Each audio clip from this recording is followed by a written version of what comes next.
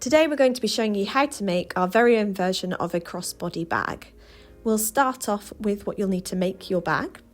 So you're going to need 30 centimetres of your fabric of choice. We've gone for a chunky corduroy to make ours.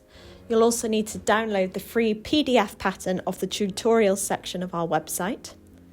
Something to use for the strap, we've gone for a cotton webbing tape. You'll also need a zip, which is 30 centimetres or 12 inches in length. We've gone for a coordinating zip, but you could also go for a contrast. And then of course, you're also going to need some scissors, some pins, and also a tape measure. Now this is a really useful and funky bag to make, so let's get started. You're going to start off by folding over a section of your fabric so that you're able to cut out two of the crossbody bag patterns. So that's that half shape, which is going to form the main pouch of your bag. Make sure that you're allowing 1 centimetre seam allowance as you're cutting out your bag.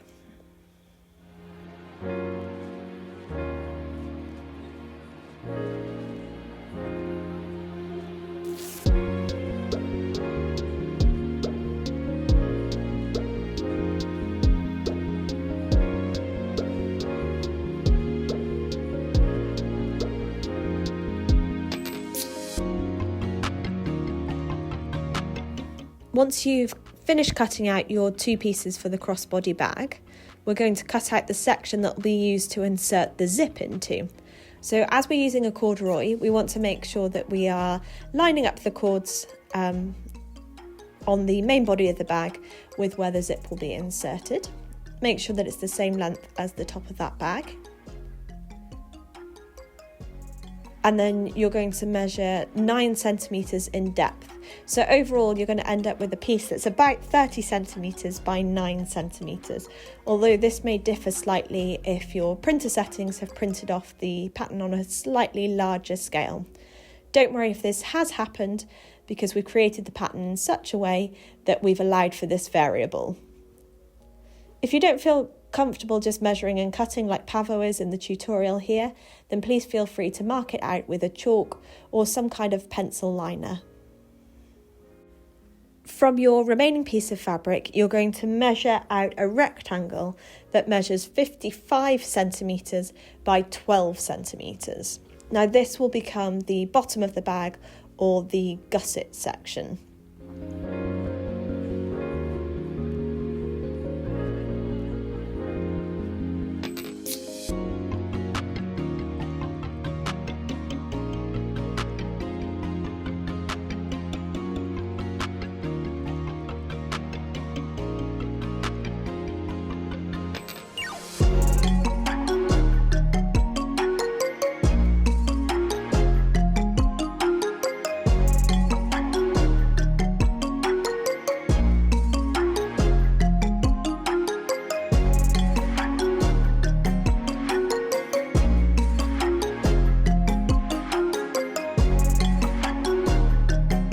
The next step is to take the zip section or the rectangle that measures 9 centimetres by 30 centimetres and cut it in half lengthways. So your zip's going to be inserted along the line that you're currently cutting down.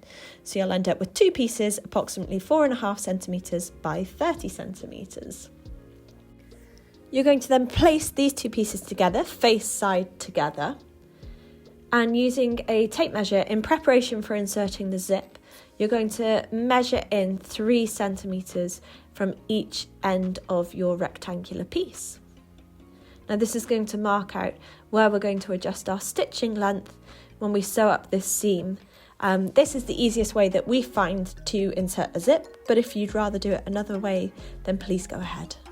Zips can be fiddly things, so it's always best to insert them the way that you feel most comfortable, but we find this a really handy trick to get a tidy zip.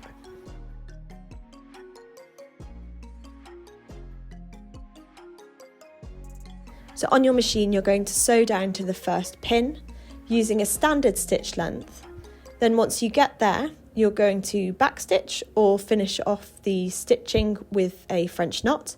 Then you're going to increase the stitch length to the longest length that you have available to you on your machine and continue sewing down to your next pin. This section where we have the longest stitch length will eventually be unpicked, and this is why at the moment we're sewing it on such a long stitch length.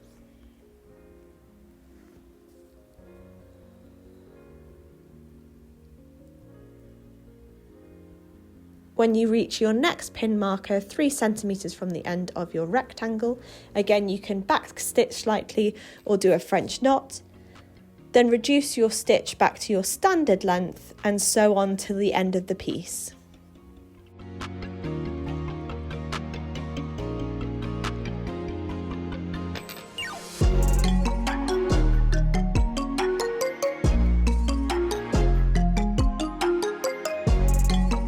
Once you've finished sewing this seam, you're going to take the piece of fabric and open out the seam that you've just sewn.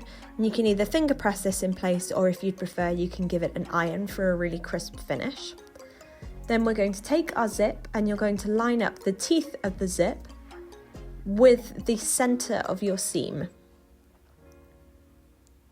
And then pin this in place so it's easier to sew without it moving around.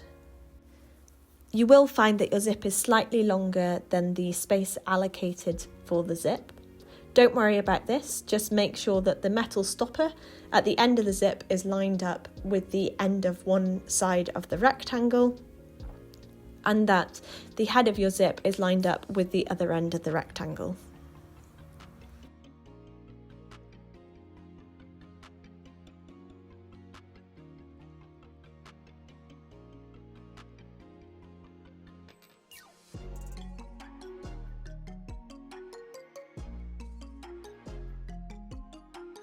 Starting 3 centimeters in from the end of your rectangular piece, you're going to start sewing the zip in place.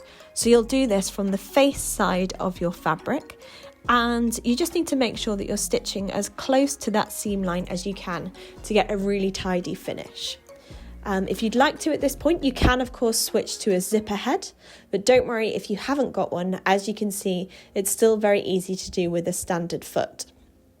Just make sure as you're sewing down the line that you're removing the pins as you go, and you're taking care to make sure that the teeth of the zip are still lining up with the center of your seam.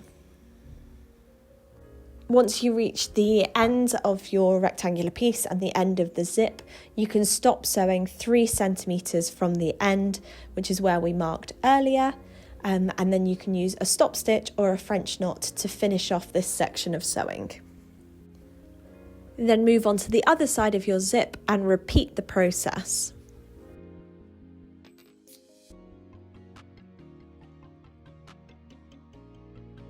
Once you've finished sewing down both sides of your zip, you can take this zipper piece off the machine and just begin to work that zipper head back slightly so that it's at least 3 centimeters away from the end of your zip. You can then take your quick unpick or a small pair of embroidery scissors and snip through the seam that you sewed with the longer stitch length. So just as a recap, that was 3 centimeters in from both ends of your zip piece.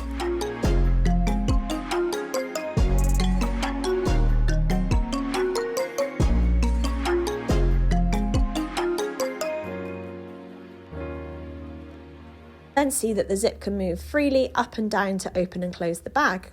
To finish this off, we're just going to do a small piece of stitching at the top of the zip and also at the bottom of the zip. Make sure you finish off both ends with a little bit of back stitch or a French knot.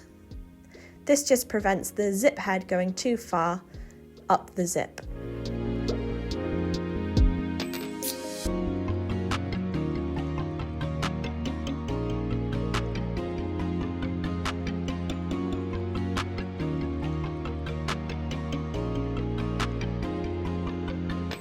Once you've done these 2 lines of stitching at the top and bottom of the zip, you can snip off the excess zip so that it doesn't get in the way when we're assembling the rest of the bag. Don't be worried about doing this. The stitching line that you've done now works as the stop for the top and the bottom of the zip, so there's no chance of you pulling off the zip head.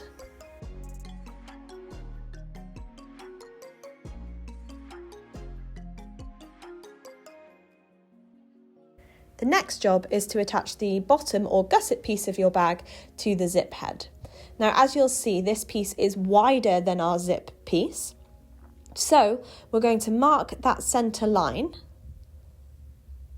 and then start to create a pleat until it measures the same width as the zip piece. I hope that makes sense. Hopefully the video will make it a little bit clearer. So we're marking that centre piece on the bottom or gusset piece. We're lining that up with the centre of the zip. And then you're just creating a slight tuck or a fold in from both edges until your gusset piece measures the same width as the zip piece. Then you can pin both of these pieces in place. And you'll see we've got a nice neat tuck, and that our piece is now the same width as the zipper piece. You'll need to repeat this at both ends. And this just is going to be a nice feature on the bag that means that it doesn't have to be bulky on the sides, but also means that you've got plenty of room for storage. Now you can sew that piece in place just to secure your tucks.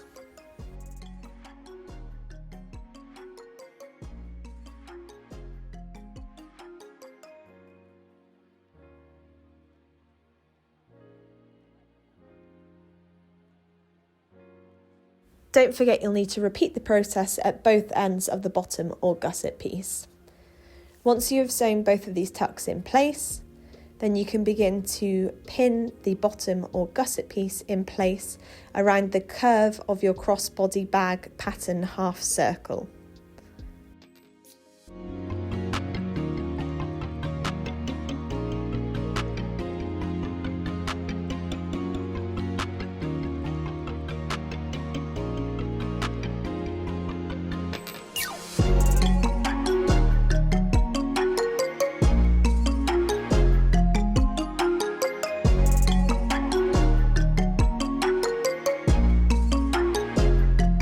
Once you've pinned this in place down one half of your bag, then you can take this piece to the machine and sew along that seam.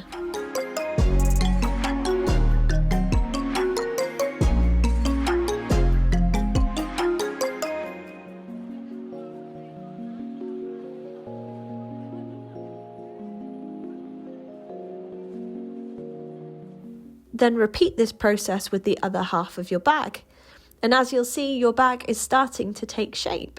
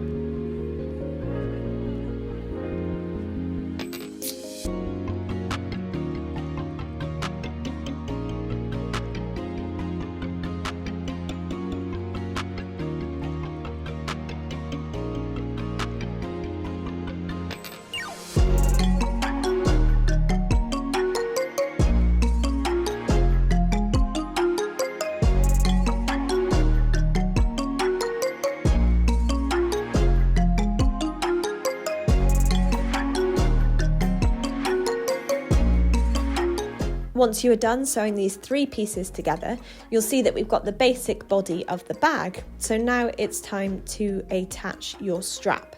So as I said, we're using a cotton webbing tape, and we're just lining up the end of our tape with that top seam on the bag and pinning it in place. Now we've used 90 centimetres in length for our strap, but try it out on your own body and see where the bag feels most comfortable. You may prefer to make it shorter or longer than this. Once the strap is pinned in place, turn your bag inside out so that that strap is tucked away. Then make sure your zip is open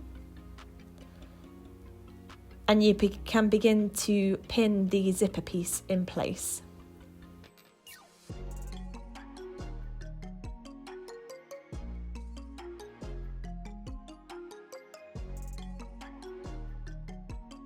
If you're using a chunky fabric like a corduroy as we are, you may find this a little bit tricky, but just take your time and keep working your way around until the entire zip piece is pinned onto the rest of your bag. And then you can begin to sew in a rectangle shape all the way around the edge of your zip piece.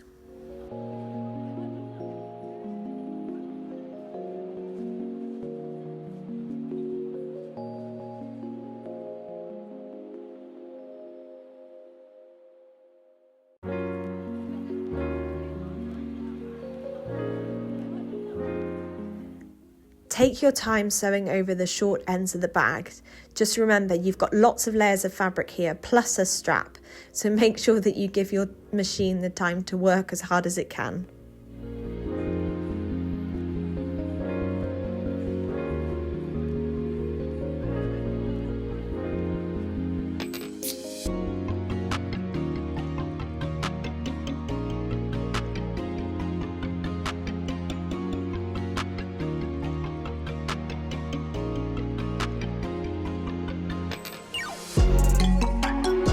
Also, when sewing over the short ends of the bag, just be careful that you're not getting any of the gusset or the bottom section of your bag caught up in your stitching.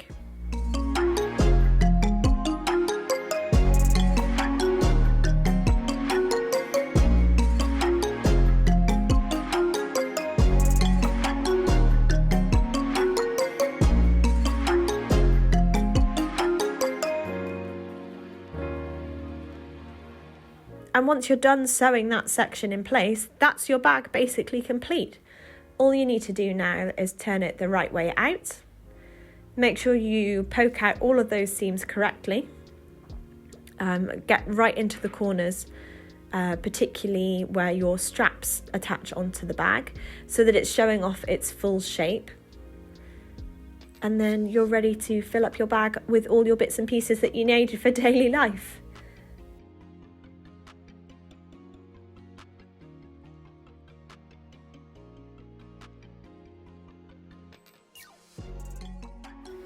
And here is the finished bag. Well done everyone, you've made a crossbody bag. It's the perfect thing for keeping in your purse, your phone and your keys, and just throwing on whenever you need to leave the house.